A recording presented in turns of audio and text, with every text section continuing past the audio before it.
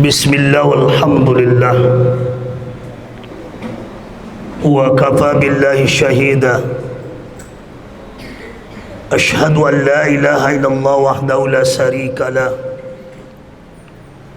allazi khalaqas samawati wal ard wa ja'ala az-zulumati ilan nur wa ashhadu anna Muhammad khataman nabi sayyidul mursalin sayyiduna wa maulana Muhammadin wa ala alihi wa ashabihi ajma'in. Allahumma salli wa sallim wa barik ala Muhammad Mustafa Habibullah sayyidul mursalin Muhammad sallallahu alaihi wasallam. Amma ba'du fa ya ayuhan nas ittaqullah haqqa tuqati wa la tamutunna illa wa antum muslimun. Isma'u qaulallahu ta'ala fil Qur'anil Karim bi kalamin azim. Bismillahirrahmanirrahim. Ya ayuhan nas u'budu rabbakumul ladzi khalaqakum wal ladzina min qablikum la'allakum tattaqun. Sadaqallahul azim wa sadaqa rasuluhun nabiyil karim. Pencinta ilmu, hadirin rahimakumullah, pada hari ini Allah masih memberikan kesempatan kepada kita semua menghidupkan salah satu kecintaan Allah, karena Allah sangat cinta kepada penuntut ilmu dan merealisasikan cinta ilmu itu, pengabdiannya, jiwanya semata-mata ia serahkan mengharapkan ridho Allah subhanahu wa ta'ala. Etika yang ia lakukan pada hari ini, mereka berada di pondok ini untuk menimba ilmu pengetahuan, itu salah satunya surga sudah menunggunya. Kata baginda Rasulullah SAW pada 14 abad yang silam, Rasulullah berkata dengan bahasanya, man salaka tariqan minal ilmi salakallahu tariqan minal jannah.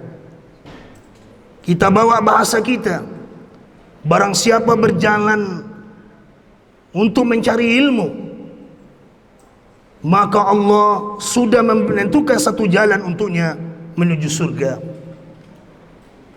Hari ini kalian buktikan itu semua sebagai bakti cinta kita kepada Allah dan cinta kita kepada orang tua kita.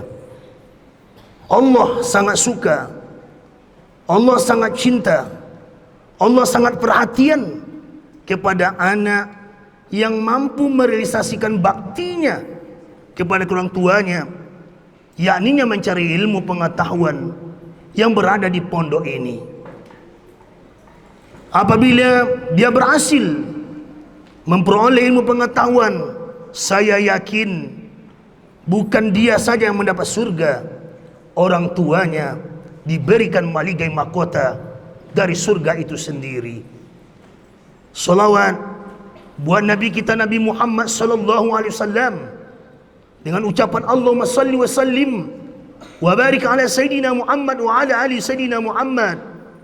Sosok manusia yang dicontoh, yang kita uswa, yang kita kudwa, Profesor Ramakrisma, seorang pendeta, akhirnya masuk Islam karena dia mengakui status yang wajib kita uswa dan kita kudwa dalam hidup itu adalah Nabi kita Muhammad sallallahu alaihi wasallam. Sehingga para sahabat pernah berkata kepada Aisyah, istri baginda Rasulullah, bagaimana cara kami menentukan budi pekerti Nabi Muhammad sallallahu alaihi wasallam? Aisyah mengangkat satu kitab yang disebut dengan Al-Quran. Kalau ingin engkau tahu tentang akhlak baginda Rasulullah, budi pekerti Muhammad sebagai uswah dan dikudwa, dia mengangkat Al-Quran di depan sahabat itu. Inilah akhlak Rasulullah sallallahu alaihi wasallam.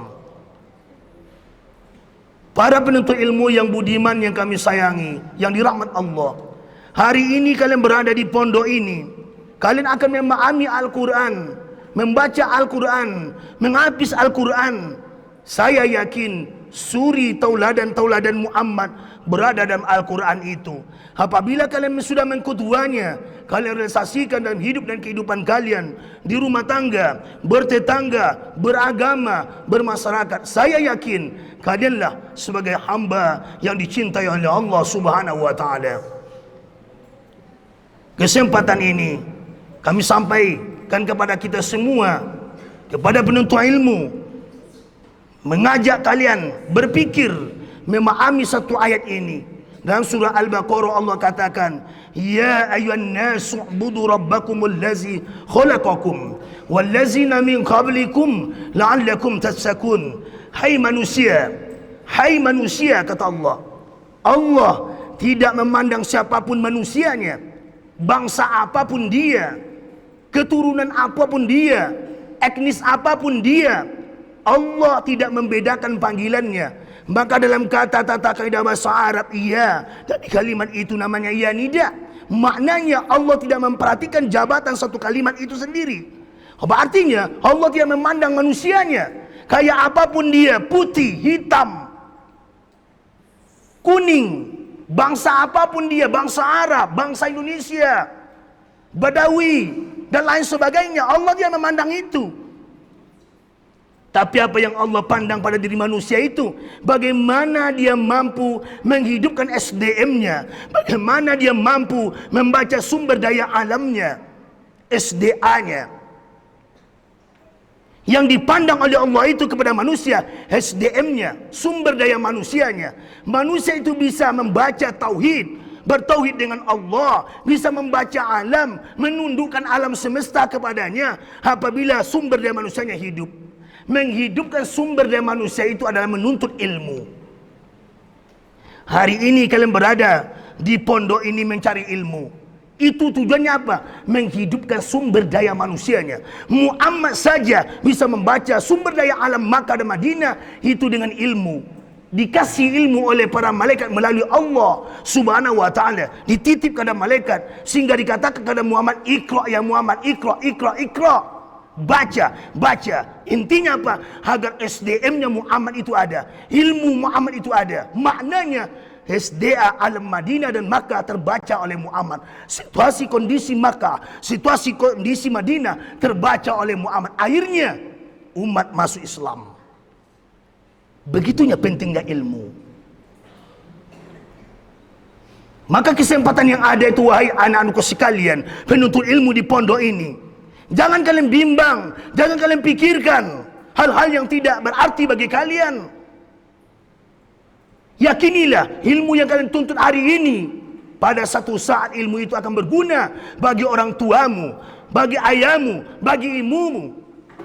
Kita akan tahu SDM kalian akan terbangun, SDA kalian akan terbaca. Hari ini kalian akan dihadapkan oleh aplikasi-aplikasi. Bagaimana kalian membacanya alam ini kalau tidak ada ilmunya? Sakharakum ma fis samawati wal ard. Allah tundukkan apa di langit dan ada di bumi. Bagaimana bisa tertunduk kalau tidak ada ilmunya? Siapa yang mengolah langit pada hari ini? Bukan orang Islam. Siapa? Aplikasi saja, bukan orang Islam yang mengolah langit hari ini. Mereka sudah buktikan melalui petunjuk Al-Quran. Mereka baca, maka dia mampu baca itu langit, mampu bermanfaat, berguna baginya. Stelit-stelit berada di atas sana, di ruang angkasa. Siapa yang punya? Mereka. Kita tinggal pakai. Mereka hidup SDM-nya, alam tertunduk kepadanya. Itu alam semesta, bumi. Siapa yang mengolah hari ini? Bukan orang Islam. Islam bukan tidak punya ilmu, tapi yang mengolahnya tidak mampu. Siapa yang mengolah? Orang lain yang bukan Islam. Isi bumi dia gali, isi alam semesta ini dia punya. Kita tak punya apa-apa. Maka bangunlah wahai anakku sekalian, penuntut ilmu hari ini. Kalau ingin kalian dipanggil sebagai manusia yang tidak pernah bedanya dari Allah Subhanahu wa taala, maka carilah ilmu pengetahuan menghidupkan sumber daya manusia kalian itu sendiri. Rabbukum akan terasalah bahwa memberi itulah Allah Subhanahu wa taala. Akan bertauhidlah kalian kepadanya. Kenapa? Karena orang sebelum kita juga kayak demikian. Itulah manusia yang mendapat derajat takwa. Takwa itulah membawa kemuliaan di sisi Allah Subhanahu wa taala. Fa'tabiru ya ila basar innahu wal ghafurur rahim.